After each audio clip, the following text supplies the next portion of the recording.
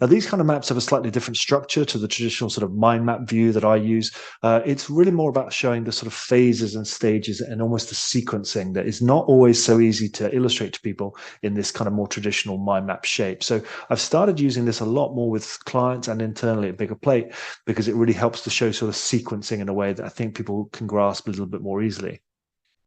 But of course, it still retains the interactivity, the flexibility, and the clarity provided by the hierarchical tree structure that is a mind map. We've kind of got our project streams in here, but all I'm putting into this map is kind of headlines. It's just quick reminders of what are the things we're working on. And at different times, you'll see I've got little markers here to show me, are we sort of halfway through, 3/4 completed, whatever it might be. So I'm using this as my headline project roadmap. And this is something that's very easy to share with the client if they're familiar and comfortable with it.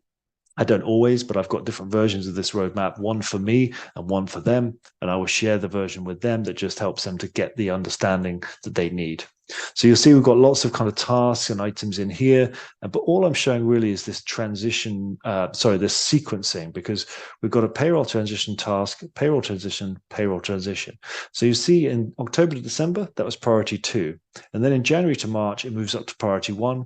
In April, it's priority 1. And then in July, September, it's gone. We've done it. It's completed. So that comes out. And then we start to look more at this capacity challenge.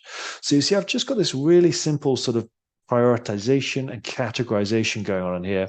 And all we're really doing is building out the sequencing of things, saying we can't do the payroll transition in April unless we've done the setup and a first run in March and a setup a second and so forth. So I'm just building out really simple client project roadmaps here, but this could quite easily be applied to a 6-month coaching program that you've designed, or maybe you've got a set kind of delivery time frame for something. It could be weeks, months, years. But I find with clients and certainly internally at Biggerplate, we're starting to find this view really helpful in terms of understanding sequencing.